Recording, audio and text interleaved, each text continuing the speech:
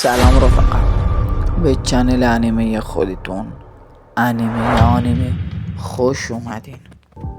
تو این ویدیو میخوام درباره یک شخصیتی از ناروتو که در خاندان خیلی قوی، خاندان اوچیا صحبت کنم. همیشه فکر میکردم تراژدی ناروتو با ایتاچی شروع میشه، با اون شبی که ما قرمز شد، اما اشتباه میکردم. ریشه های خیلی عمیق تر بود. امروز میخوام در مورد مردی حرف بزنم که شاید اسمش رو فقط توی یک فلش بک شنیده باشید، ولی بدون فهمیدن داستانش هیچ کدوم از ماجراهای اصلی رو واقعا درک نمی‌کنید. مردی که هم منشأ قدرت هم منشأ شکست. اون مرد کسی نیست جز شیسوهی اوچیا. شیسوی جوان با نگاهی آرام اما محزون ظاهر می شود. شیسوی اوچیا نابغه‌ای فراموش نشدنی. قبل از همه چیز، قبل از اینکه ایتاچی به اون نابغه ترسناک تبدیل بشه، ستاره درخشان خاندان اوچی‌ها یکی دیگه بود. شیسوی نه فقط یک نابغه، یک نمونه کامل.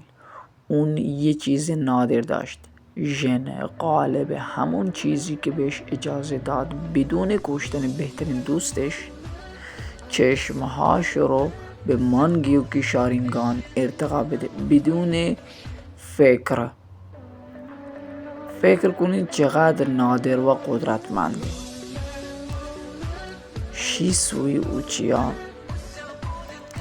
قرار بود رهبر بعدی اوچیا بشه. ببین خیلی مهمه، کسی که میتونست قبیلهش رو در صلح با دکده رهبری کنه. یک شینوبی واقعی، هم قدرت داشت، هم منطق، هم وفاداری، دقیقا چیزی که کنوها بهش نیاز داشت. اما اینجا بود که سرنوشت یک چرخش مرگبار زد.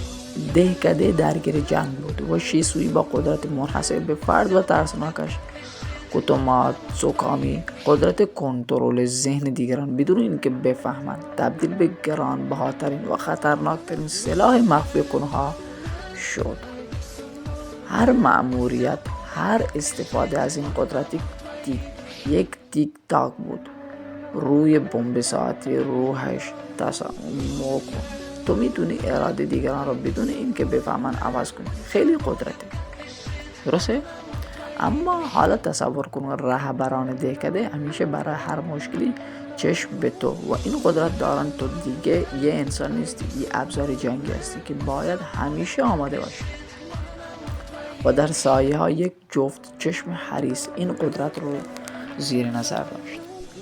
دانزو، برای مردی مثل دانزو که وسواس حفظ دهکده به هر قیمتی رو داشت، وجود چنین قدرتی در دست کسی غیر از خودش غیر قابل تحمل بود، حتی اگر اون کس وفادارترین شینوبی دهکده باشه.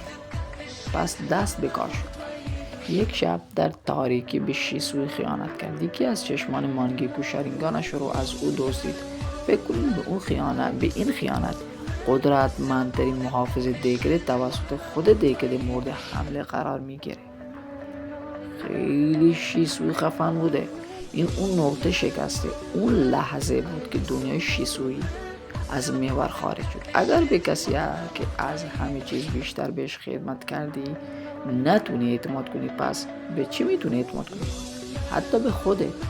پارانویا شروع کرد به خوردن ذهنش. او که نماد وفاداری بود حالا در هر نگاه، در هر سایه خیانت میدید. او نامی نوشت، معروف ترین وصیت نامه تاریخ ناروتو رو نوشت. من دیگر نمیتونم به خودم اعتماد کنم. من برای گروه‌ها یک تهدید شدم.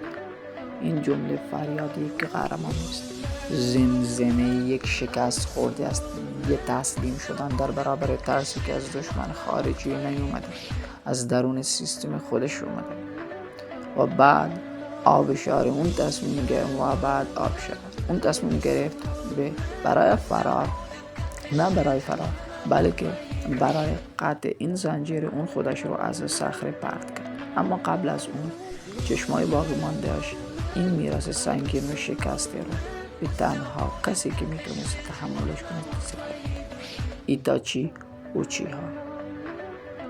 اینجاست که تراژدی و واقعی شروع میشه. ایتاچی فقط چشمای مانجیکو شارینگان رو به ارث نبرد، او بار روانی شیسوی رو هم به دوش کشید.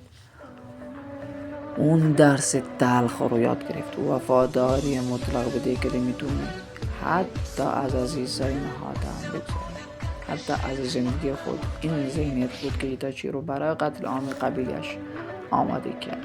پس دفعه بعدی که ایتاچی رو دیدیم که از فداکاری هاروکی نو میکشی حرف زد، یاد شیسوی بیفتیم. دفعه بعدی که ساسکه رو دیدیم که در نفرت از دهکده میسو، یاد شیسوی بیفتیم. اون حلقه گم شده که همه چیز رو به هم وصل میکنه. شیسوی یک آنتاگونیست بزرگ نبود، یک قهرمان ملی نبود، او فقط یک انسان، یک انسان با استعداد که سیستم ازش یه اسلحه ساخت. و وقتی که ترک برداشت به جای تعمیرش رایش کرد تا بی صدا بشکن. درس شیسوی چیه؟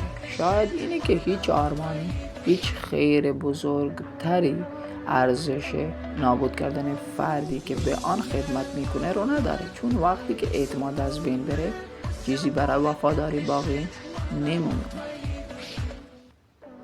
شیسوی چیه میگه؟ لبخند کوچیکی میزنه.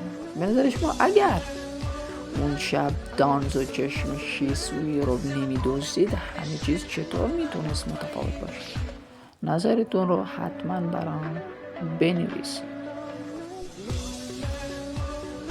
سابسکرایب کنید، فالو کنید و کامنتار رو بذارید که کامنتار رو همه رو جواب میده.